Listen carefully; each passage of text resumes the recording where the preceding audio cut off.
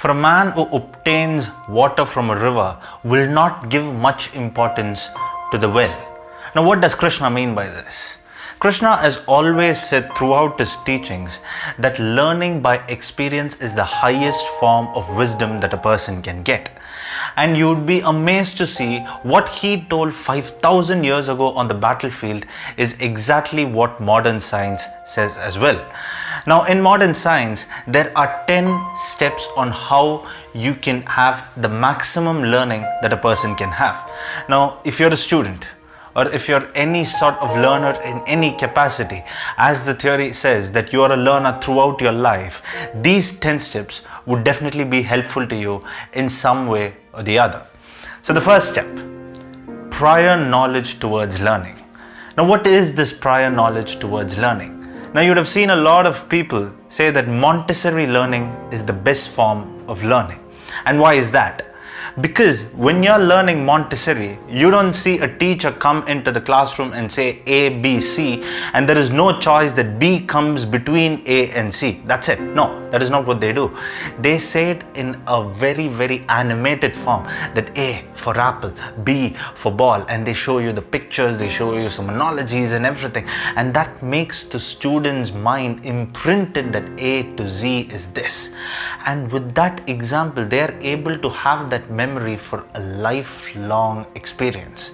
And when we have that kind of Montessori teaching throughout our life, we would be able to realize the true meaning of that very teaching in life. And that is what Krishna says too. Learning by experience is the best form of learning that a person can get. The second step might seem as a bombshell to a lot of you.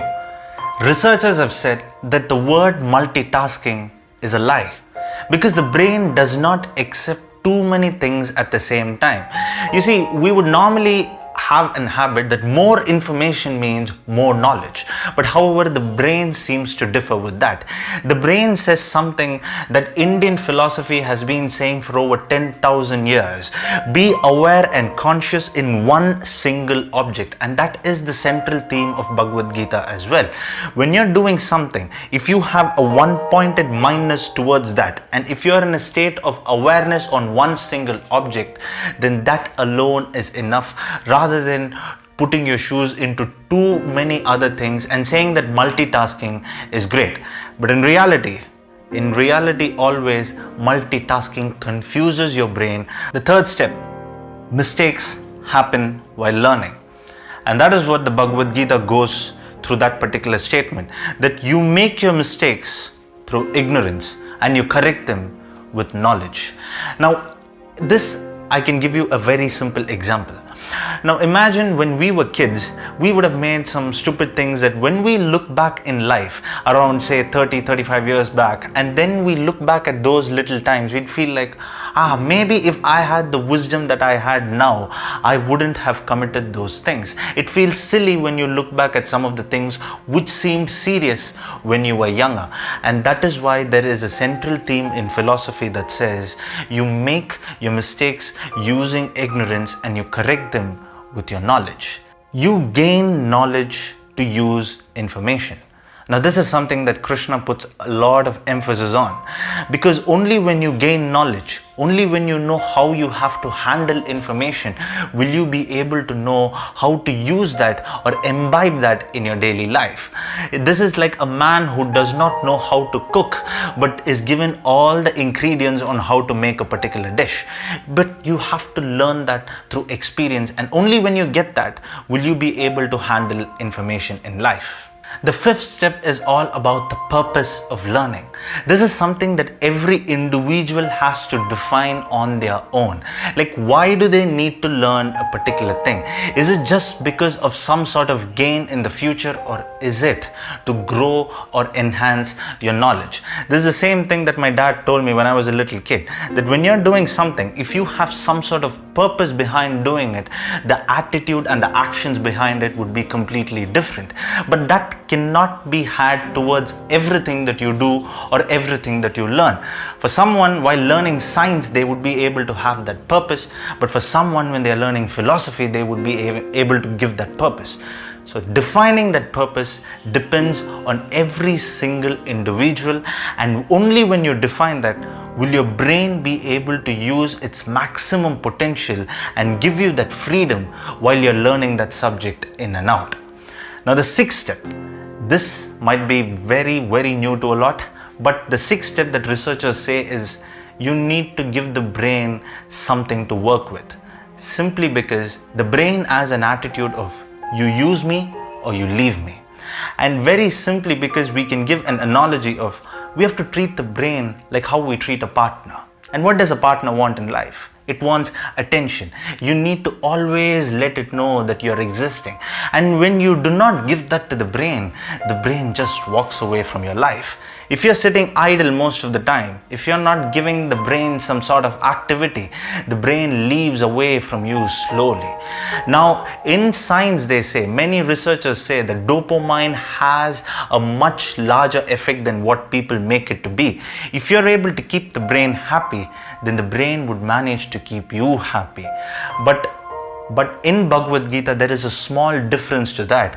It doesn't say you have to keep the brain happy, but in Bhagavad Gita, it says you have to control the brain. Because when you control the brain, you reach a state of awareness. The seventh step is knowing what style is suitable to you. You see, there are no learning styles when compared to learning a particular thing. Because for everybody, there is a different path on how they need to achieve the same thing. That is why for some people they could achieve a certain goal within 6 months, and for some people it would take 6 years. Because though the path is different, they go towards the same goal. Understanding that not everybody has the same path is the first step towards learning something. Learning has two different planes. One is the natural plane, another one is the artificial plane. Now many of us, we get caught while we try to make the artificial plane natural, which doesn't seem to be having any sort of effort on the brain. See, because your mind wants something different and you're trying to push your mind towards and make your brain activate towards going to that artificial part of the plane. Now, when you try to do something that you really do not want, but you're forced towards doing it, then you would see that you are not getting the results as per your desire. And mainly the reason is you're going towards too many other things rather than focusing on the big picture. Now first we have to look at the hierarchy of learning. I've mentioned this in one of my earlier videos, but in these 10 steps, I thought it would be better if I add that here too. Now the 9th step is the hierarchy of learning, which says that first you have to gain knowledge. And once you gain knowledge, you have to put that knowledge to works through experience. And when you experience it, you develop wisdom. Only when you develop wisdom, you know what to do with information. Now the final step, the 10th step, this is something that is the epitome of Bhagavad Gita. The highest form of knowledge is knowing oneself. And only when you know oneself, you will start recognizing the world around you. Because the way you treat yourself, the way you think about yourself, and more importantly, how consciously aware you are of oneself will only enable you to be aware of the world and life around you in general. Now, in these 10 steps, the one thing that we can assure is that throughout in the Bhagavad Gita, in ancient Indian philosophy, it is if we are having a one-pointed mindset towards life in general, there would be an internal state of conscious awareness that we develop where we would be at complete harmony and total peace while we are doing something. And towards that, there is only one small rule.